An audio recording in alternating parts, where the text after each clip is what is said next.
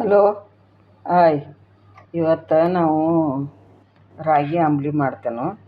ಇದು ಒಂದೆರಡು ಚಮಚದಷ್ಟು ರಾಗಿ ಹಿಟ್ಟು ಕಲಿಸಿಟ್ಟಿದ್ದಾನೆ. ಇದನ್ನು ಇಲ್ಲೇ ನೀರು ಕಾಯಕ್ಕಿಟ್ಟಿದ್ದಾನೆ. ಇದು ನೀರು ಕುದಿ ಬಂದಿಂದ ಇದಕ್ಕೆ ಉಪ್ಪು ಹಾಕ್ಬೇಕು. ಒಂದು 2 ಚಮಚದಷ್ಟು ಇದನ್ನು ಅಂಬಲಿ ಹಿಟ್ಟು ಕಲಿಸಿಟ್ಕೊಂಡೆನು. ಇದನ್ನು ಮುಂಜಾನೆ ಬೆಳಿಗ್ಗೆ ಎದ್ದು ಕಲಿಸಿರ್ತೇವೆ. ಈಗ ಒಂದು 3-4 ತಾಸು ಆಯ್ತು ಇದನ್ನು ಕಲಿಸಿ.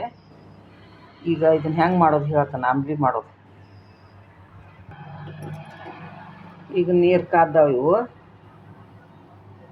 ಈಗ ಉಪ್ಪು ಬಂದತ್ತಿದ. ಇದಕ್ಕೆ ಏನೇನು ಹಾಕ್ಬೇಕಂದ್ರೆ ಒಂದು ಅರ್ಧ ಚಮಚೆ ಉಪ್ಪು ಹಾಕಂದ ಇಷ್ಟು. ಆಮೇಲೆ ಒಂದು ಸ್ವಲ್ಪ ಜೀರಿಗೆ ಹಾಕ. ಸ್ವಲ್ಪ ಮಳ್ಳಾತಾವ ನೀರು ಇವು. ಈಗ ಕುದಿಬೇಕಿತ್ತು. ಆಮೇಲೆ ಇದನ್ನು ಅಂಬಲಿ ಹಿಟ್ಟ ಕಲಸೋದು ಹೇಳ್ತಾನೆ ನೀನು.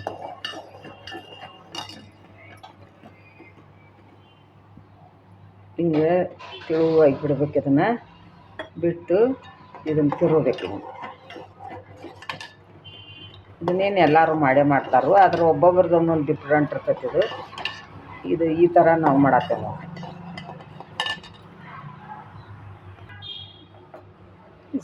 ಇನ್ನೊಂದು ಸ್ವಲ್ಪ ನೀರು ಹತ್ತದು ರಾಗಿ ಹಿಟ್ಟಿಂದು ಹಾಕ್ತೀನಿ. ಈ ಥರ ತಿರುಗಬೇಕು ಇದನ್ನು.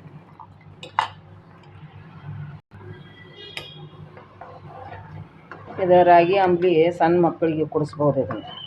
ಇದು ಸಪ್ಪಂದು ಮಾಡಿ ಹಿಂಗೆ ಹಾಲು ಹಾಕಿ ಕುಡಿಸ್ಬೋದು. ಇದು ಮಜ್ಜಿಗೆ ಹಾಕಿ ಮಾಡ್ಬೋದು. ಇದು ನೋಡು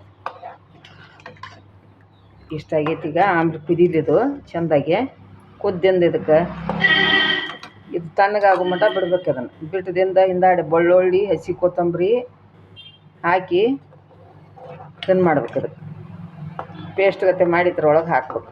ಮಜ್ಜಿಗೆ ಹಾಕ್ಬೇಕು. ಮಜ್ಜಿಗೆ ಒಳಗೆಲ್ಲ ಹಾಕ್ಕೋಬೇಕಾ. ಹಸಿ ಮೆಣಸಿನ್ಕಾಯಿ ಮತ್ತು ಕೊತ್ತಂಬರಿ ಸ್ವಲ್ಪ ಹಾಕಿ ಬೆಳ್ಳುಳ್ಳಿ 3 ಹಾಕಿ ಕುಟ್ಟಬೇಕು. ಕುಟ್ಟಿ ಇದಕ್ಕೆ ಮಜ್ಜಿಗೆ ಒಳಗೆ ಮಿಕ್ಸ್ ಮಾಡಿ ಇದಕ್ಕೆ ಹಾಕ್ಬೇಕು ಅಂಬಲಿಗೆ. ಮತ್ತು ಬೇಕಂದ್ರೆ ಸಣ್ಣ ಹುಡುಗರಿಗೇನು ಒಂದು ಗ್ಲಾಸ್ ತೆಗೆದಿಟ್ಟು ಉಳ್ಕಿದ್ದಕ್ಕೆ ನೀವು ಮಜ್ಜಿಗೆ ಹಾಕ್ಕೊಂಡು ಮಾಡ್ಕೋಬೋದು. ಇದು ಚೆಂದಾಗಿ ಕುದಿಬೇಕಿದು. ಕುದೀತಂತಂದ್ರೆ ಟೇಸ್ಟ್ ಆಕತ್ತದ ಅಂಬಲಿ. ಮಳ್ಳಾತತಿಗದು ಇನ್ನೊಂದು ಸ್ವಲ್ಪ ಮಳ್ಳಿದು. ಇದು ಈಗ ಇದೆಲ್ಲ ಕುದ್ದತ್ತಿದ ಅಂಬಲಿ ಈ ಥರ ಆಗೈತಿದು. ಮಂದಾಗಿ ಆಗೈತಿ ಇದು. ಇದನ್ನೇನು ಮಾಡಬೇಕು, ಇಳಿ ಬಿಡ್ಬೇಕು. ಗ್ಯಾಸಿನ ಬಂದ್ ಮಾಡಿ ಇಳಿ ಬಿಡ್ಬೇಕು.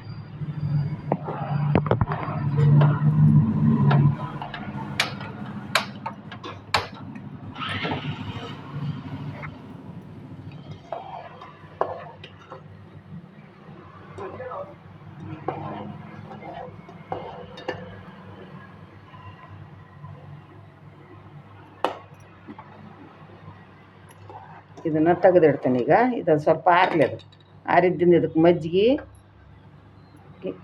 ಒಳಗೆ ಏನೇನು ಹಾಕಿ ಕುಡಿಸ್ಬೇಕು ಅನ್ನೋದು ಹೇಳ್ತಾನೆ ನಾನು.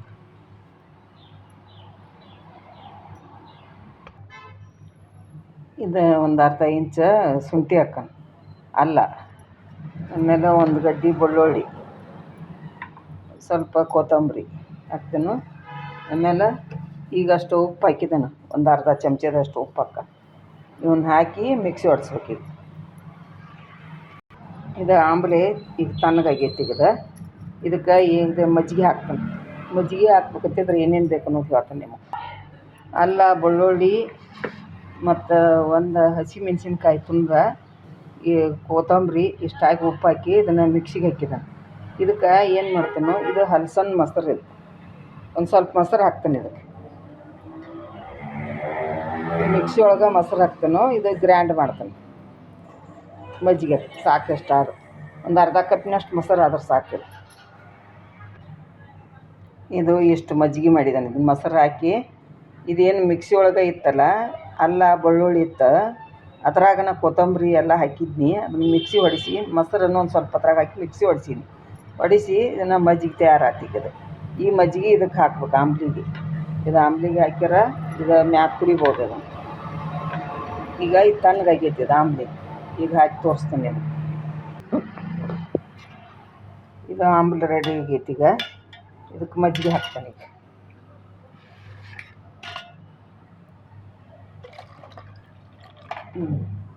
ಈಗ ಎಷ್ಟು ತಿಳು ಬೇಕಾ ಎಷ್ಟು ಗಟ್ಟಿ ಬೇಕು ಅನ್ನೋದು ನೋಡ್ಕೊಂಡು ಮಜ್ಜಿಗೆ ಹಾಕ್ಕೋಬೇಕು.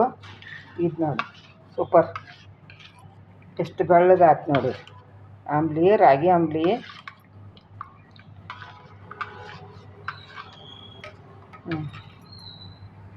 ಈ ಥರ ಬಿಸಿಲು ದಿನದಾಗ ಇದು ರಾಗಿ ಹಿಟ್ಟು ಆಂಬ್ಲಿ ಮಾಡೋದ್ರಿಂದ ಹೊಟ್ಟೆಗೆ ತಂಪು ಭಾಳ ಇದು, ಮತ್ತು ಟೇಸ್ಟು ಭಾಳ ಆಕತಿ. ಇದು ಹೊಟ್ಟೆ ಶಾಂತ ಆಕತಿ. ಐಸ್ ಕ್ರೀಮ್ಕಿಂತ ಇದನ್ನು ಕುಡಿದ್ರಿಂದ ಭಾಳ ಹೊಟ್ಟೆಗೆ ತಂಪು ಅನಿಸ್ತೈತಿ.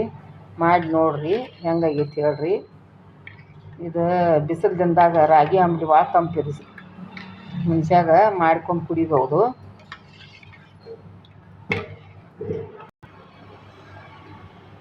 ಇನ್ನೊಂದು ಸ್ವಲ್ಪ ಮಜ್ಜಿಗೆ ಹಾಕ್ತಾನು. ಇನ್ನೊಂದು ಮಜ್ಜಿಗೆ ಇಷ್ಟು ಅದಾವು. ಇದನ್ನು ಮಜ್ಜಿಗೆನೂ ಕುಡಿಬೋದು. ಅದು ಮಜ್ಜಿಗೆ ಅಂತಾರೆ ಇವಕ್ಕೆ. ಇದೆಲ್ಲ ಹಾಕಿದ್ರಿಂದ ಮಾಡಿರ್ತಾವಲ್ಲ ಅದು ಮಜ್ಜಿಗೆ ಅಂತಾರೆ. ಇದು ಆಂಬ್ಲಿ ಒಳಗೆ ಹಾಕೋದು ಮಜ್ಜಿಗೆ. ಹಿಂಗೆ ಮಜ್ಜಿಗೆ ಒಳಗೆ ಎಲ್ಲ ಹಾಕಿ ಇದಕ್ಕೆ ಆಂಬ್ಲಿ ಕುಡಿಸ್ಕೋಬೇಕು. ಅಂದ್ರೆ ಅಲ್ಲ, ಬೆಳ್ಳುಳ್ಳಿ, ಜೀರಿಗೆ ಎಲ್ಲ ಹಾಕ್ಬೇಕು.